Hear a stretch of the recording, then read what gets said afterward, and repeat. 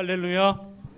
오늘 7월 마지막 주일 예배를 드리는 여러분들과 또 여러분의 가정과 자녀손들, 우리 다음 세대 우리 BCM 교회 위에 주의 크신 은혜와 은총이 함께 하시기를 축복합니다.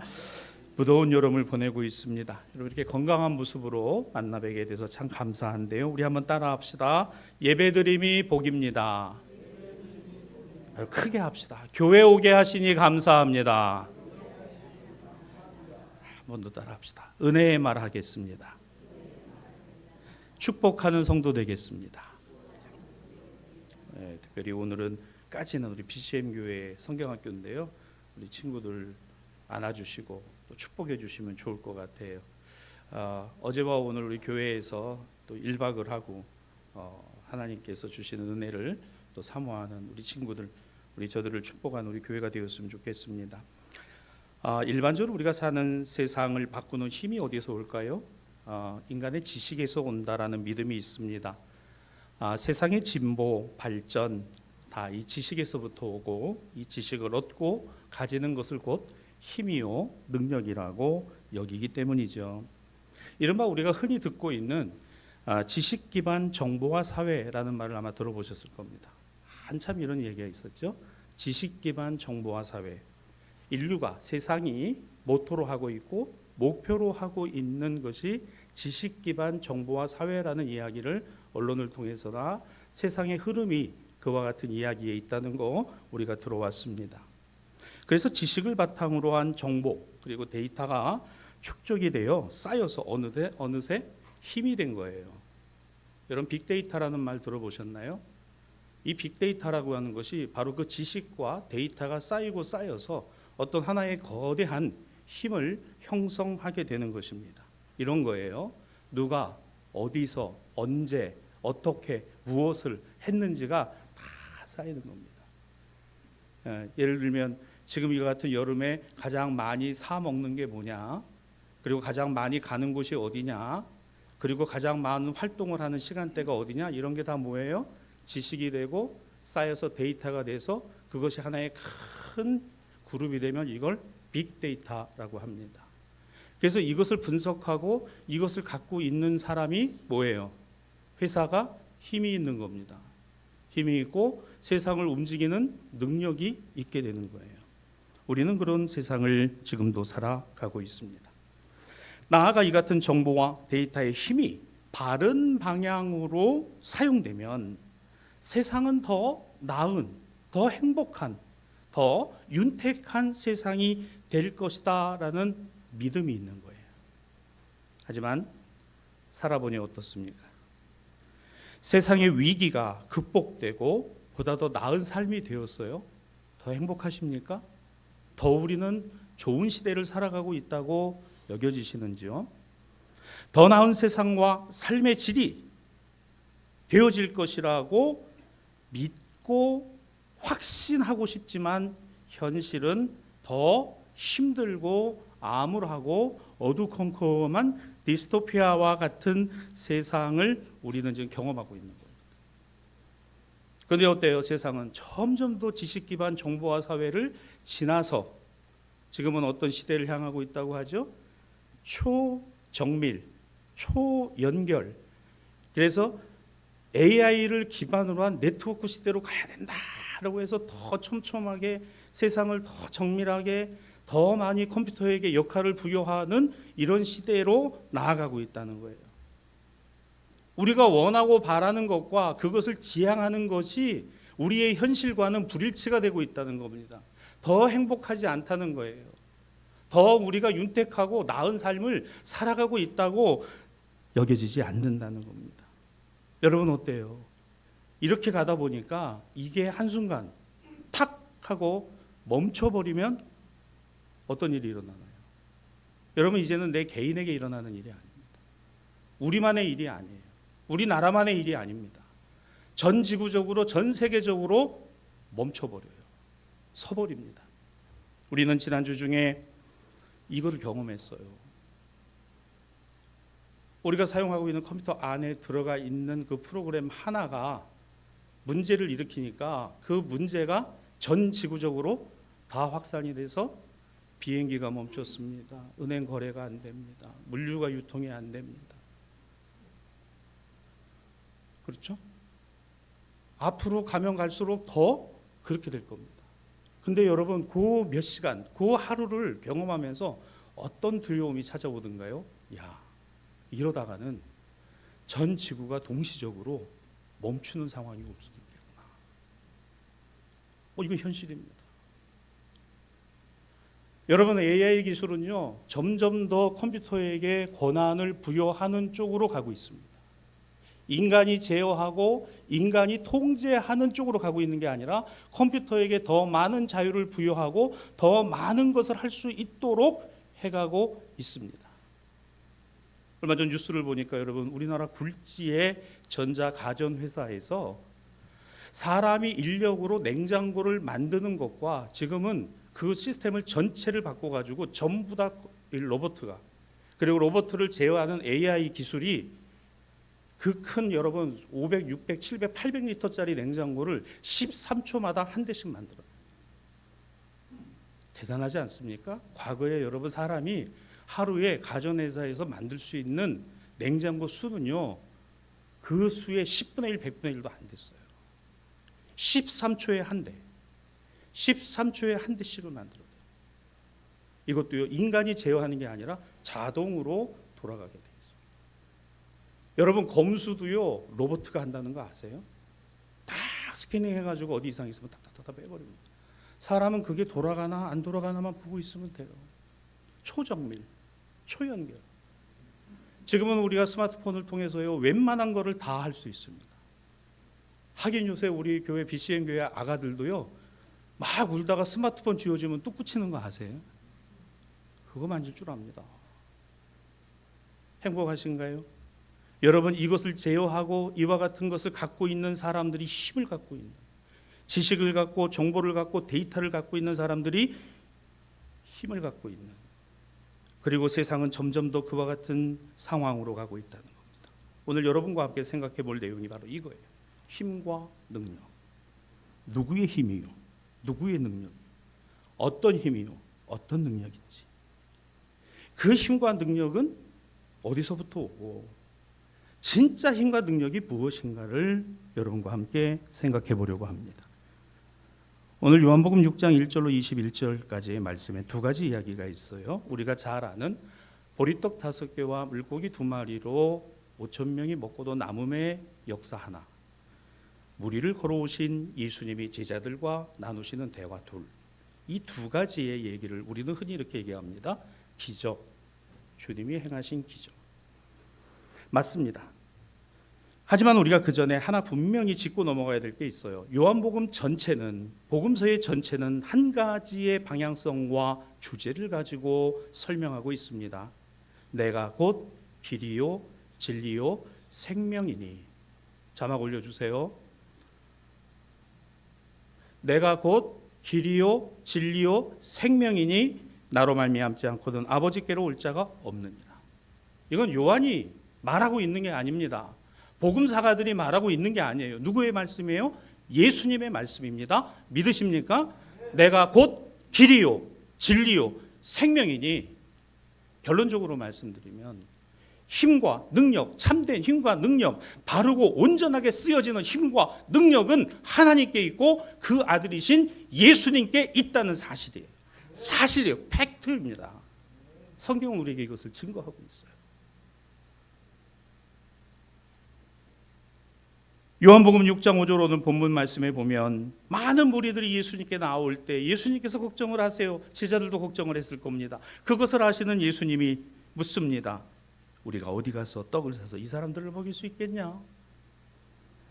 우리에게 절실하고 절박하게 필요로 하는 것이 있어요. 나아가 우리 각자가 하나님께 요구하는 것도 있어요. 아니 어쩌면 하나님이 아니라 세상에 대해서 요구하는 게 있어요. 보다 더 편한 세상, 편리한 세상, 나은 세상.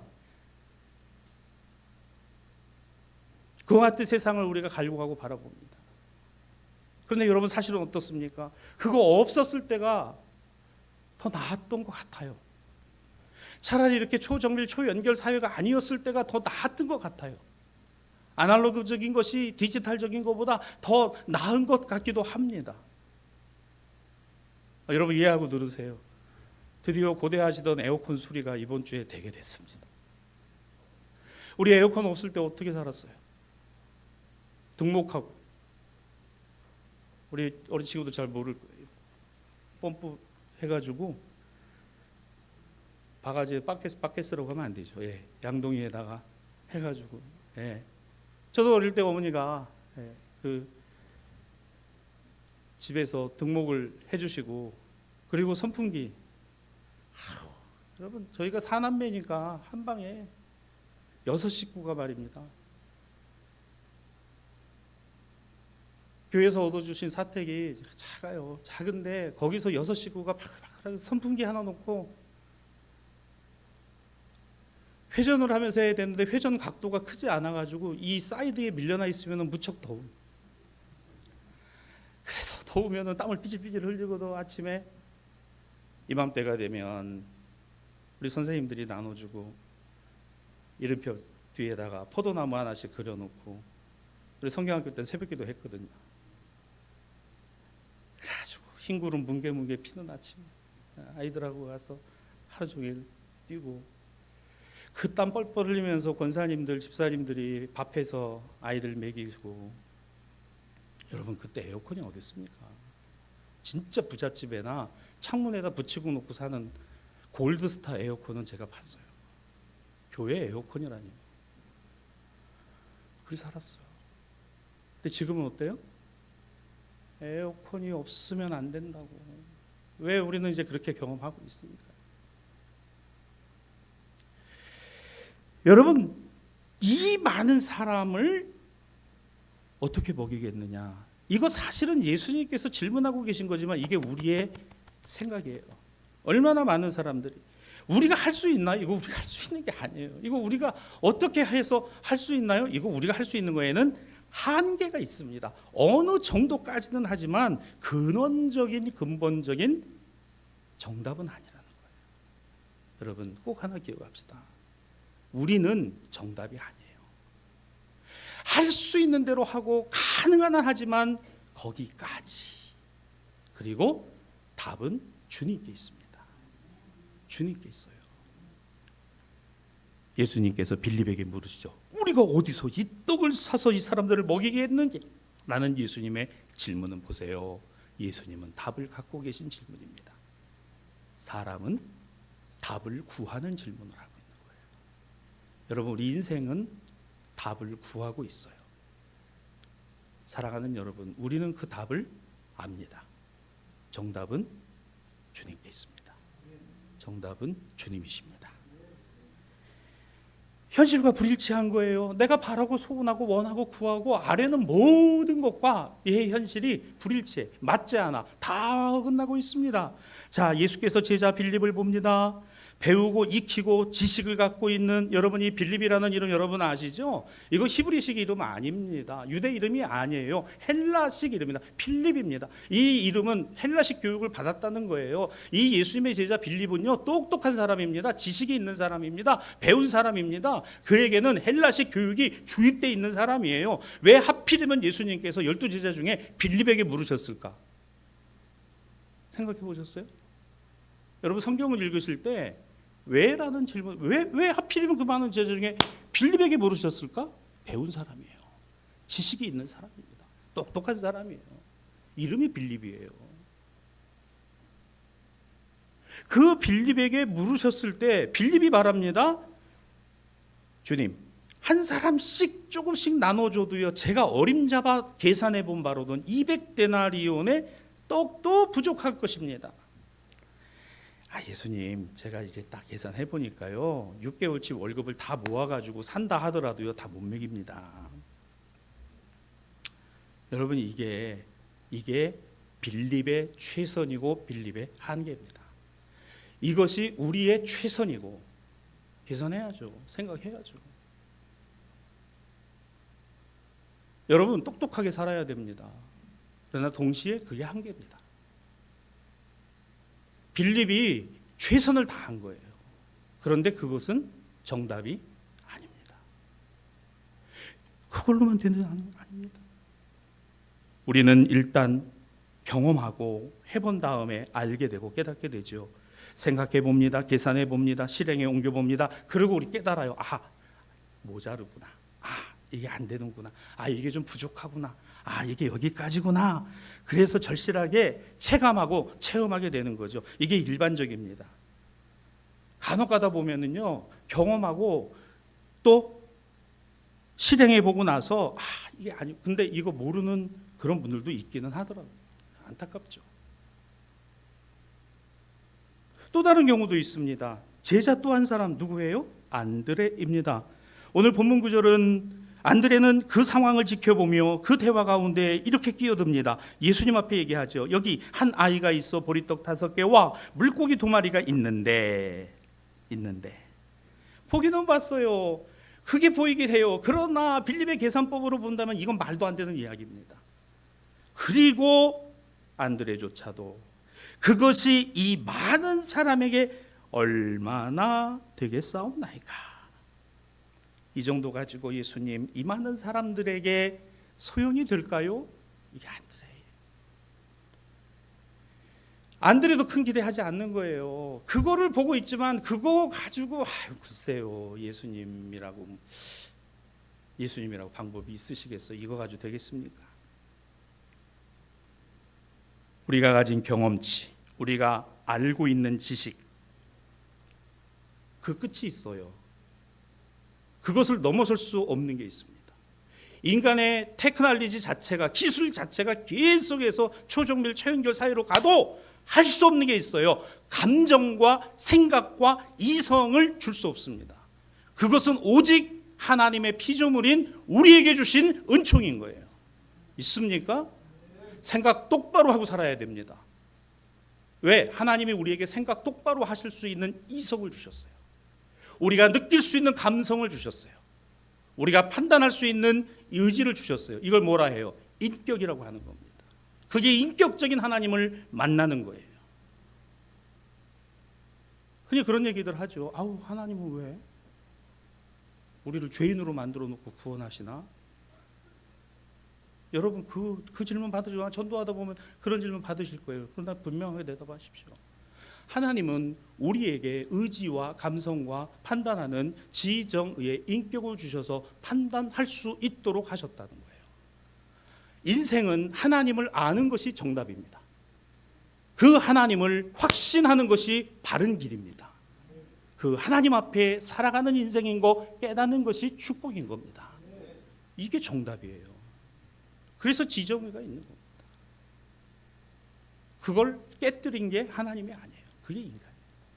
그거 가지고 선용한 게 아니라 악용을 했어요. 그거 가지고 바르게 써야 되는데 하나님 없는 쪽으로 쓰고 사용한 거예요. 그게 죄인 겁니다. 우리는 얼마나 알아야 합니까? 우리는 얼마나 경험해야 합니까? 우리는 얼마나 더 인간의 유토피아, 이상적 세상과 사회를 만들어 가야 하는가? 여러분, 그거는요 무한이 아니에요. 반드시 끝이 있습니다.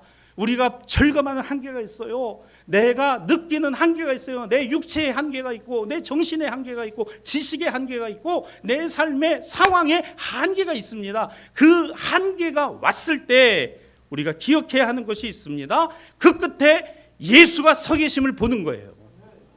예수님이 서 계신 걸 보면 한계가 두렵지 않은 겁니다. 죽음의 한계가 두렵지 않은 거예요. 내 건강이 연약하고 힘겨운 게 힘겹고 어려운 거지 그거 한계 아닙니다. 왜? 그 끝에 주님이 서 계신 거예요. 예수 그리스도를 통한 사랑과 힘, 그 역사는 하나님의 힘과 능력입니다. 이걸 우리가 깨달아야 하는 것이죠. 그래서 이 많은 사람이 먹고도 남음이 되었다는 보도가 오늘 본문에 나오는 거예요. 우리의 지식으로요, 우리가 경험한 걸로는요 도저히 일어날 수 없는 일입니다. 이런 일이 어떻게 일어나요? 이루어질 수 없는 일이죠. 이걸 우리는 기적이라고 합니다. 우리 지식과 경험의 한계가 절망으로 끝나는 것이 아니라 주님을 새롭게 바라보는 신앙이 되고 믿음이 될 때 비로소 주님만이 소망이시요 길이요 진리요 생명이라는 말씀이 우리의 현실이 되는 거예요. 아, 주님이 정답이구나. 성도 여러분, 우리 살아가다 보면 계산해 보면 답 안 나오잖아요. 도저히 나에게는 방법이 없고 난 여기까지다.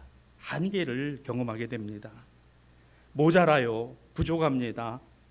아무리 살펴보고 이리저리 맞춰봐도요, 맞아지지가 않아요. 충분하지 않아요.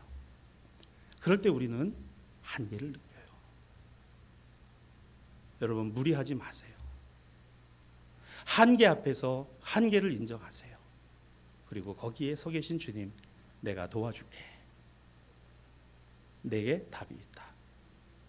이 음성을 들으시기를 바랍니다. 그래서 이런 거예요. 모자라도 돼요. 부족해도 돼요. 한 가지는 여러분 분명히 합시다. 계산으로만 끝나지 말고, 빌립으로 끝나지 말고 안드레까지 갔으면 좋겠어요. 주님, 요건데요. 보리떡 5개하고 물고기 2마리인데요.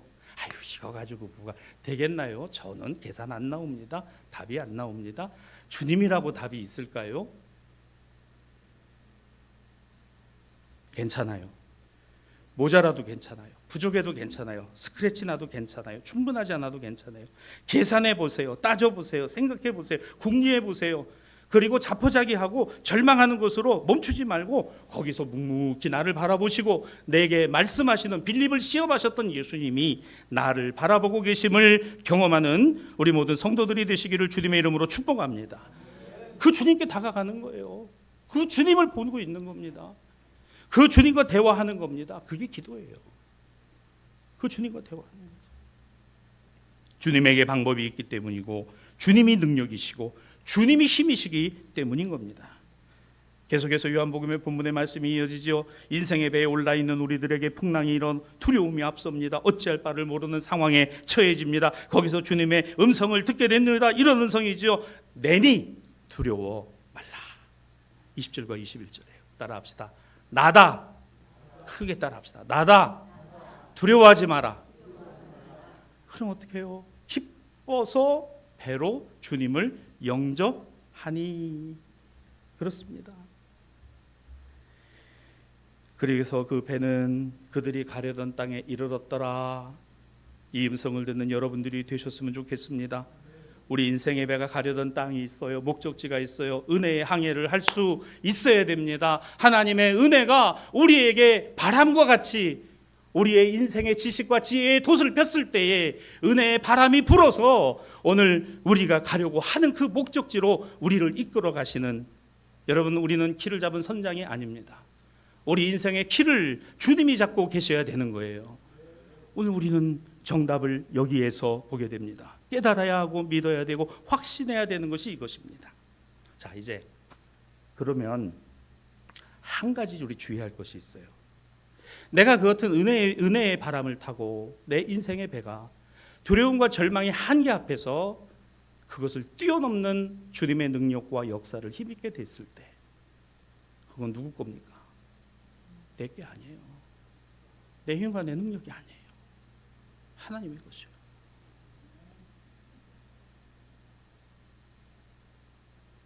근데 이게 잘 안 됩니다. 다윗을 봅시다. 오늘 본문의 다윗이 그거예요. 사무엘하 11장 1절에 보면 해가 바뀌어서 왕들이 전쟁에 나가야 되는 때가 됐는데 지금 다윗은 전쟁에 나가지 않아요. 다 했거든요. 나라도 통일시켰고 지파들도 하나로 만들었고 헤브론에서 예루살렘으로 도읍을 옮겼고 지금까지 지내온 것 참 하나님의 은혜로 내가 어린 나이에 기름 부음을 받아서 왕이 되어가지고 골리앗을 물러뜨리고 이스라엘 백성들의 여론을 지지율 80% 90% 올라가는, 사울이 죽인 자는 천천히요 다윗이 죽인 자는 만만이라고 하는 이런 이야기를 듣고 그가 하나님 앞에 정말 중심으로 그런 임금이 되었고 그런 왕이 되어서 하나님의 언약궤까지 이어지고 딱 하나 남은 거, 성전 짓는 일만 하면 돼요. 다윗 보세요. 자기가 안 좋아요. 자기 왕국이에요. 자기가 눈에 보이는 그거 다 가질 수 있고 취할 수 있고 이룰 수 있다고 생각하는 거예요. 여러분, 오늘 사무엘하 11장 1절 하반절에 보면 오늘 그와 같은 전면적 전투적 상황에서 다윗이 예루살렘에 그대로 있었다고 했습니다. 안 나갔어요. 뭐 하나님 알아서 하시겠지 뭐. 아이고 내가 뭐 이만큼까지 했는데 뭐. 저녁이 되어 다윗의 눈에 한 여인이 눈에 들어왔습니다. 여러분 이 다윗이 지금 은혜가 없는 사람이에요? 은혜 경험하지 않았습니까? 하나님의 도우심과 인도하심을 경험하지 않았나요? 아니잖아요. 경험치가 쌓이고 그것이 있었음에도 불구하고 인간은 그 하나님이 주신 지정의 때문에 항상 이게 삐뚤어가려고, 이게 항상 하나님과는 좀 다른 길로 가려고 하는 게 너무너무 강해요. 이것을 신학으로는 죄성이라고 합니다. 죄의 경향성이에요. 다윗의 적나라한 모습이 여기에 다 들어와 있는 거예요. 낮과 밤이 바뀌어 있습니다. 이만하면 됐다. 이만큼 이루었으면 됐자. 그의 말이 달라졌습니다. 태도가 달라졌어요. 행동이 달라졌습니다. 여러분 우리가 어떤 지위에 올라가고 어떤 자리에 있고 우리의 신앙과 믿음에 연한들이 더해가면 갈수록 우리가 정말 주의해야 되고 바라봐야 되는 것 중에 이게 있어요. 목사인 저도 여러분 목회를 하는 연한이 더해가고 그러면 가면 갈수록 우리 교회 안에서 신앙과 믿음을 오래 가진 분들도 있어. 세상에 나가서 세상의 지위와 어떤 자리에 또한 물질과 그와 같은 것을 더 많이 하나님께서 우리에게 허락해 주신 것을 감사하면서도 은근히 내 마음 한쪽에는 내가 아니면 안 되고 내가 이만큼 이룬 거지라고 하는 마음이 스물스물 자라나고 올라오더라는 겁니다. 마치 나의 힘과 나의 능력으로 한 것처럼 하나님이 하셨다라고 말하면서도 속으로는 이게 내가 아니면 안 되는 거지라는 이 마음이 그 안에서 작동하고 있는 것이 현재의 다윗의 모습이라는 겁니다. 아무리 다윗이라 할지라도 여호와는 나의 목자시니 내게 아무리 그런 다윗이라 할지라도 주의 지팡이와 주의 막대기가 나를 인도하시나이다 라는 다윗이라 할지라도 오늘 이 다윗의 교훈은 오늘 우리에게 정말 중요한 교훈. 오늘 우리는 예배의 시작을 시편 14편으로 했습니다. 시편 14편은 다윗의 시예요. 이 이름이 붙은 시편 14편 1절로 3절은 어리석은 자는 그 마음에 이르기를 하나님이 없다. 그들은 부패하고 그 행실이 가증하니 선을 행하는 자가 없다. 여호와께서 하늘에서 그런 인생을 보고 살피사 지각이 있어 하나님을 찾는 자 있는가 보려 하시죠. 다윗이 이게 스스로에게 자신에게 적용한 것이라면 정말 이런 은혜가 없는 거죠. 내가 이 같은 인생을 살아. 여러분 이 시편 14편의 오늘 말씀을 우리가 예배를 시작할 때 오늘 우리들 이 말씀에서 진짜 힘과 능력은 무엇이고 누구의 것이고 왜 있는 것이고 그것을 통하여 우리는 무엇을 해야 하는가라고 느낀다면 주님 내 지식과 내 경험은 한계가 있습니다. 주님 나는 할 수 있는 게 여기까지입니다. 정답은 주님께 있습니다. 답은 주님께 있습니다. 주님의 힘, 주님의 능력이 아니면 안 됩니다. 어떻게 5,000명이 먹고 12광주리가 남아요?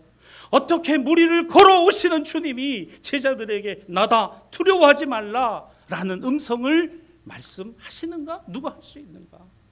여러분 우리의 가정의 삶의 문제를 우리의 삶의 모든 그와 같은 일들에 내가 할 수 있는 최선과 그 한계 가운데 서 계신 주님이 오늘 정답이라는 사실을 믿으십시오. 확신하시기를 주님의 이름으로 축복합니다. 오늘 서신서 본문입니다. 에베소서 3장 17절로 19절입니다. 믿음으로 말미암아 그리스도께서 너희 마음에 이와 같이 계시게 하고 너희가 그 사랑 가운데서 뿌리가 박히고 터가 굳어져서 능히 모든 성도와 함께 지식에 넘치는 그리스도의 사랑을 알아 그 너비와 길이와 높이와 깊이가 어떠함을 깨닫고 하나님의 모든 충만하신 것으로 너희에게 충만하게 하시기를 구하노라. 이 마음과 이 심정으로 이 말씀을 여러분에게 권면합니다. 그 지식의 풍성함이 하나님께 있고 그 지혜가 하나님께 있고 그 힘과 능력이 하나님께 있고 이 사실과 믿음과 확신이 여러분 가운데 여러분 마음과 생각 속에 풍성하시기를 주님의 이름으로 축원합니다.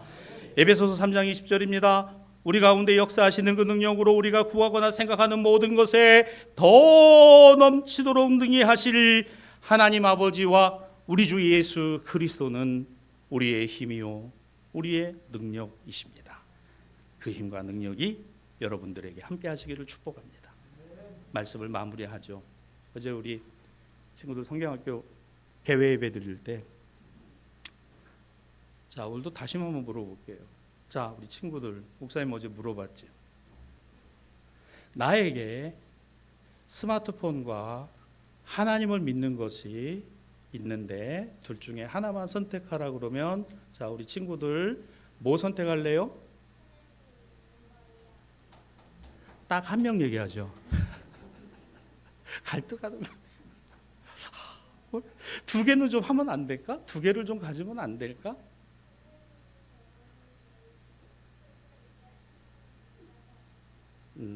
그렇지. 내가 한 개만 할 수 있다 그랬지. 이게 갈등이 돼. 여러분, 우리 아이들이 어제 개회배 드릴 때 하나님이요, 하나님이요. 여러분, 우리 다음 세대 성경학교 주제가 이겁니다. 이걸 가르쳐주고, 이걸 새겨주고, 이걸 깨닫게 해주고, 이걸 붙들게 해주는 거예요. 스마트폰 없이 살아갈 수 없는 시대가 되어가고 있어요. 정작 우리는 하나님 없이 살아가는 것에 대한 두려움이 없습니다. 그러면 인생의 답을 엉뚱한 데 찾아요. 힘과 능력은 하나님께 있어요. 주님께 있습니다. 누구의 힘, 누구의 능력? 그렇습니다. 초정밀, 초연결, AI의 시대가 도래하고 점차적으로 더 그렇게 가겠으나 우리는 그 주님을 붙들고 그 주님을 믿는 믿음이, 확신이 매 순간순간마다 우리 안에 살아 작동하고 움직여서 우리 인생의 배가 은혜의 바람을 타고 정말 그 목적지에 도달할 때까지 내니 두려워하지 말라. 내가 너희와 함께 하겠다. 이 말씀으로 힘내고 용기 내서 살아가는 대사의 모든 신앙가족들이 되시기를 주님의 이름으로 축원합니다.